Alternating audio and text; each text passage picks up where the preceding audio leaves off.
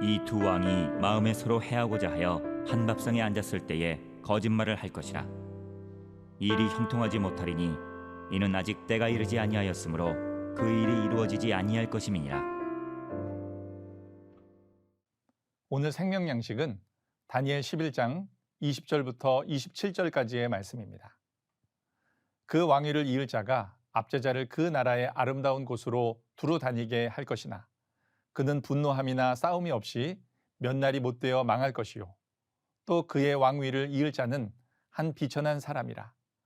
나라의 영광을 그에게 주지 아니할 것이나 그가 평안한 때를 타서 속임수로 그 나라를 얻을 것이며 넘치는 물 같은 군대가 그에게 넘침으로 말미암아 패할 것이요 동맹한 왕도 그렇게 될 것이며 그와 약조한 후에 그는 거짓을 행하여 올라올 것이요 소수의 백성을 가지고 세력을 얻을 것이며 그가 평안한 때에 그 지방의 가장 기름진 곳에 들어와서 그의 조상들과 조상들의 조상이 행하지 못하던 것을 행할 것이요 그는 노략하고 탈취한 재물을 무리에게 흩어주며 계략을 세워 얼마 동안 산성들을 칠 것인데 때가 이르기까지 그리하리라. 그가 그의 힘을 떨치며 용기를 다하여 큰 군대를 거느리고 남방 왕을 칠 것이요 남방 왕도 힘이 크고 강한 군대를 거느리고 맞아 싸울 것이나 능히 당하지 못하리니 이는 그들이 계략을 세워 그를 침이니라. 그의 음식을 먹는 자들이 그를 멸하리니 그의 군대가 흩어질 것이요 많은 사람이 엎드러져 죽으리라. 이 두 왕이 마음에 서로 해하고자 하여 한 밥상에 앉았을 때에 거짓말을 할 것이라. 일이 형통하지 못하리니 이는 아직 때가 이르지 아니하였으므로 그 일이 이루어지지 아니할 것임이니라.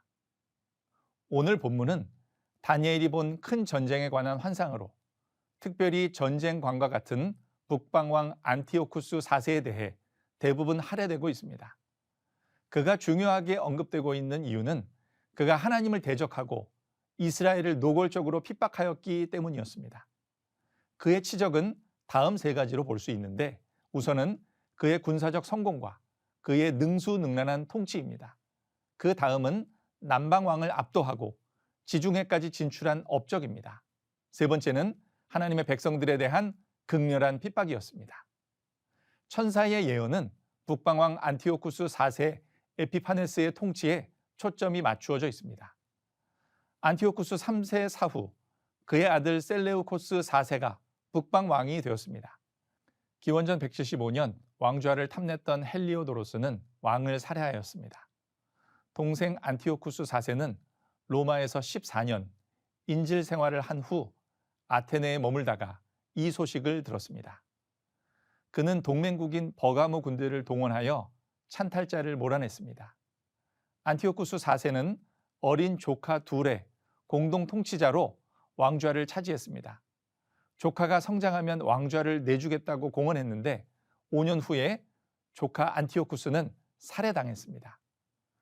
천사가 이르기를 왕위를 이을 자는 한 비천한 사람이라 속임수로 그 나라를 얻을 것이라고 예고했는데 그렇게 되었습니다.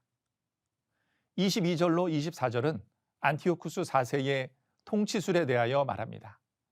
그는 주변의 왕들과 동맹을 맺은 후 방심한 틈을 타 공격하여 영토를 합병했습니다. 자기 편으로 만들고 싶은 사람들에게는 노략하고 탈취한 재물을 무리에게 퍼주며 마음을 사로잡았습니다. 그는 신뢰를 쌓은 후 그 틈을 타 사람들을 속이는 수법을 사용했습니다. 25절로 28절은 안티오쿠스 4세가 남방 왕국의 1차 원정을 간 이야기입니다. 남방의 권력자들이 어린 프톨레마이오스 6세를 부추겨 잃어버린 팔레스타인을 되찾으려고 전쟁을 준비했습니다. 그가 안티오쿠스 4세의 누이인 클레오파트라의 아들이니 이는 외삼촌과 조카의 싸움이었습니다. 안티오쿠스 4세가 먼저 쳐들어가 조카를 사로잡고 수도를 제외한 이집트 대부분을 차지했습니다. 외삼촌과 조카 두 왕이 동맹을 맺는 일을 두고 천사는 이렇게 예언합니다. 두 왕이 마음에 서로 해하고자 하여 한 밥상에 앉았을 때에 거짓말을 할 것이라. 알렉산드리아를 방어하던 남방 군대는 포로된 왕 대신 동생 프톨레마이오스 7세를 왕으로 세웠습니다. 안티오쿠스 4세는 프톨레마이오스 6세를 꼭두각시 왕으로 만들어 동생을 치게 하고 남방을 차지하려는 야심을 품었으나 이루지 못했습니다. 그가 귀국한 후 프톨레마이오스 6세가 동생과 화해하고 공동 통치자가 되어 외삼촌에게 대항했기 때문입니다. 속임수로 왕좌에 오르고 속임수로 영토를 확장해온 안티오쿠스 4세가 이번에는 조카의 속임수에 걸려 손에 넣은 영토를 잃었습니다. 천사가 안티오쿠스 4세의 행위들을 이렇게 예고하는 이유는 그가 유대에서도 똑같은 방식으로 행할 것이기 때문이었습니다. 사기꾼이 올 것이니 대비하고 속지 말라는 경계령이었던 것입니다. 가브리엘은 그 원인을 아직 때가 이르지 아니하였으므로 그 일이 이루어지지 아니할 것임이니라고 했습니다. 하나님의 계획 속에서 아직 안티오쿠스 4세가 본격적으로 활약할 때가 아니라는 말입니다. 사실 그의 통치 초기의 모습은 장차 나타날 그의 악랄한 통치에 비하면 아무것도 아니었습니다. 당시 유다 백성들에게는 두 가지 길밖에 없었습니다. 이교도가 되어 살거나 아니면 이스라엘인으로 죽는 것이었습니다. 많은 사람들이 배교하였지만 그럼에도 불구하고 신앙을 지키다가 순교자가 되었던 사람들도 있었다는 사실입니다. 그들은 극렬한 용광로에 정금과 같이 나온 자들이었습니다. 다니엘의 세 친구들은 풀무불에서 구출되었습니다. 다니엘도 사자굴에서 살아남았습니다. 그러나 안티오쿠스 4세의 군대와 맞선 군사들은 몰살되었습니다. 초대교회 교인들도 돌에 맞거나 도망다니며 감옥에 갇혔습니다. 하나님의 뜻과 계획이 모두 동일한 결과를 가져오는 것은 아니기 때문입니다. 다니엘과 세 친구들에게 주어지는 교훈이 있고 하나님의 군사들과 초대교인들을 향한 가르침이 따로 있습니다.